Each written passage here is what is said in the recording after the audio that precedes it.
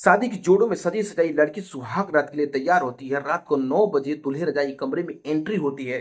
दूल्हे राजा जाके उस लड़की के बगल में बैठते हैं, अपने दुल्हन की बगल में बैठते हैं। जैसे ही लड़की अपने दूल्हे राजा को प्यार करने की कोशिश करती है, जो दूल्हे राजा होते हैं चीखने लगते हैं, चिल्लाने लगते हैं। नमस्कार दोस्तों, मैं संकेत सिंह आपका स्वागत करता हूँ संकेत स्टोरी में और आशा करता हूँ स्वस्थ होंगे, अच्छे होंगे। आज की जो क्राइम कहानी है, क्राइम घटना है, उत्तर प्रदेश में एक जिला लगता है कानपुर, वहीं पे एक जगह होता है रावतपुर। ये सच्ची घटना 2024 की है। चलिए दोस्तों, इस घटने के बारे में मैं पूरी विस्तार से आपको बताता हूँ। एक लड़की जिसका नाम कंचन होता है, उसकी उम्र 26 साल होती है। जब परिवार वालों को ये लगता है कि जो लड़की है बड़ी हो गई है और जो परिवार का इज्जत है लोग दूसरे के तरीके से देख रहे हैं, गंदी निगाहों से देख रहे हैं, तो जो उसके घर के लोग होते हैं जाते हैं एक गांव में, उसका शादी ठीक कर देते हैं।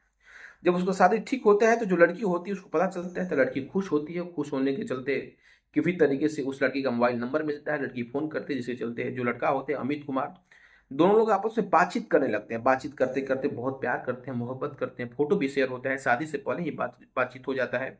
लोग मिले नहीं थे, वीडियो कॉल पे बात होता था। लोग खुश भी थे अपनी जिंदगी में, इस रिश्ते से उस लड़की को कोई भी दिक्कत नहीं थी। और जो लड़का होता है अमित कुमार, उसको भी किसी चीज का दिक्कत नहीं था। ये सिलसिला धीरे धीरे चलने लगता है। परिवार वाले सोचते हैं कि लड़की का दिन भी रखते, शादी का दिन भी रखते हैं, और शादी का दिन फिक्स होता है और शादी भी हो जाता है।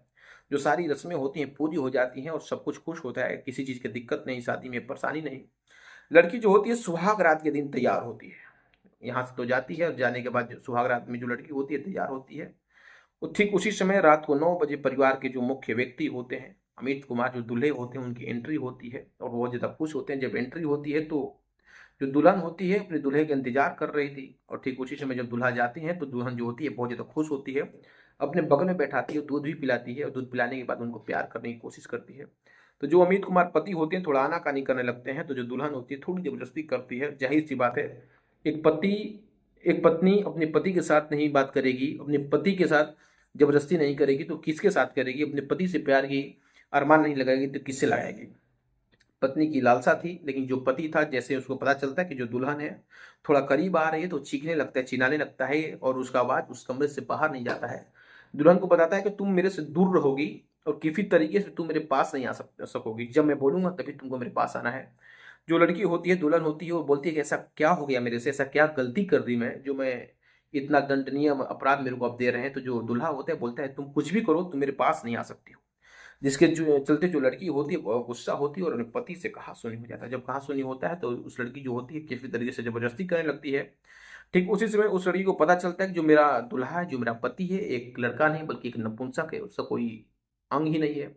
उसका जो लड़की को सुख देने वाला सामान है वो वही नहीं है। तो बहुत ज्यादा रोने लगती है और रोने कर अपनी किस्मत में फूट फूट के बोलती है, क्या क्या मैं कसूर की थी कि मेरे को इतना बड़ा दुख मिला? क्या मैं आपका बिगाड़ी थी? जब शादी से पहले आपसे बात हो रहा था तो आप मेरे से बोल सकते थे कि मैं एक नपुंसक लड़का हूं और तुम मेरे से दूर हो जाओ और मैं किसी से शादी कर लेती, मैं भी अपनी जिंदगी में खुश रहती, आप भी कहीं ना कहीं खुश ही थे। सुबह होता है, जो लड़की होती है कंचन अपने जो घर के लोग होते हैं, जो जेठानी होती है, उसको बताती है। तो जो जेठानी थी उसकी बात को अनदेखा कर देती है। अनदेखा जब करती है तो लड़की को शक होता है कि जो ये बात है पहले से शायद किसी को पता होता है। जब लड़की को लगता है कि पहले से किसी को पता होता है तो लड़की लड़की को माँ को भी बोलती है लड़की, लेकिन जो उसकी माँ होती है उसे कहासुनी करने लगती है और ये जो बात होती है धीरे धीरे घर में काना फूसी होने लगता है। और सभी लोग को पता चलता है कि जो एक नई नवेली दुल्हन है उसको भी पता चल गया है कि जो घर का मुख्य व्यक्ति होता है अमित कुमार, वो एक नपुंसक लड़का है।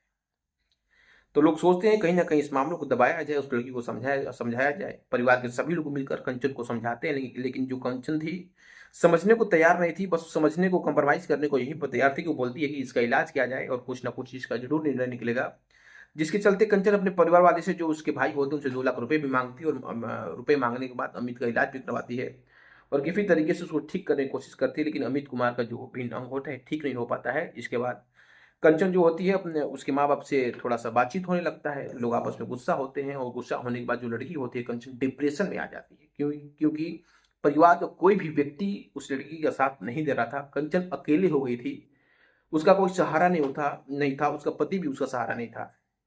कंचन कितने बार तो अपना जान देने की भी कोशिश की, लेकिन वो जान देने में सक्षम नहीं हो पाई। घर में कोई ना कोई उसको बचा लिया और घर के लोग उसको बहुत ज्यादा मारते थे, पीटते थे। उसकी जो जेठानी थी और उसके जो सास थी, उसके जो जेठ थे, वो भी मारते थे। धीरे धीरे सिलसिला चलने लगा। ठीक उसी समय जो उसके जेठ थे अपने ही जो भाई की बीवी थी उस पर गंदी निगाह देखने लगे। वो कोशिश कर रहे थे कि वो मेरे साथ हो जाए, जो जेठ थे वो सोचते थे कि मेरे साथ सोए।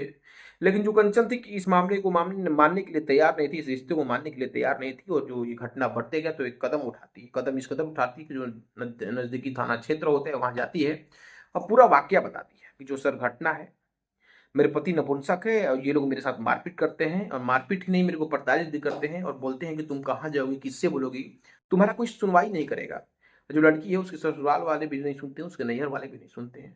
बड़ी विडंबना की बात तो ये है कि लड़की के शादी के बाद लोग भूल जाते हैं, लेकिन ऐसा नहीं होना चाहिए। जब शादी होते हैं तो उस लड़की को थोड़ा सा ध्यान रखना चाहिए कि लड़की किसके घर हम शादी कर रहे हैं।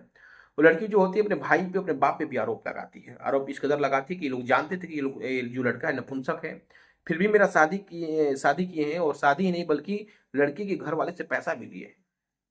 जो पूरा वाकया पुलिस सुनती है तो सुन के चौंक हो जाती है। इस मामले को जांच करते हुए जांच पड़ताल के बाद पुलिस क्या निष्कर्ष निकालती है दोस्तों, ये तो मैं आपको नहीं बता सकता हूँ। ये तो पुलिस की कार्रवाई है, अपने हिसाब से करेगी। लेकिन दोस्तों, एक लड़की की जिंदगी किस तरीके से बर्बाद हो गई। सुहाग रात पे वो लड़की तैयार होती है, अपनी जिंदगी के अरमान जीने के लिए तैयार होती है, लेकिन ठीक उसी समय दूसरे जो व्यक्ति होता है, लड़का जो उसके पति होता है अमित कुमार आता है, वो नपुंसक होता है। तो दोस्तों, कोई भी व्यक्ति अगर नपुंसक है, कोई भी व्यक्ति के अंदर किसी चीज की दिक्कत है, परेशानी है, तो हमारे समाज में अगर उसको ही दिक्कत है तो उसको ही दिक्कत रहे, दूसरे व्यक्ति को नहीं दे तो अच्छा रहेगा। क्योंकि कोई व्यक्ति, एक तो उसका जिंदगी तो खराब हो ही गया और उसके चलते दूसरे व्यक्ति का जिंदगी नहीं खराब हो सके। दोस्तों, खुद से भी समझना चाहिए, खुद से भी दिमाग लगाना चाहिए। दोस्तों, पूरी कहानी, पूरी घटना बनाने का मतलब आपकी भावनाओं को ठेस पहुंचाना नहीं, आपको आहत करना नहीं, बल्कि आपको जागरूक करना मेरा काम है। अगर इस कहानी से किसी को ठेस पहुंच रहा है तो मैं उससे माफी चाहता हूँ। दोस्तों, इसी के साथ नमस्कार।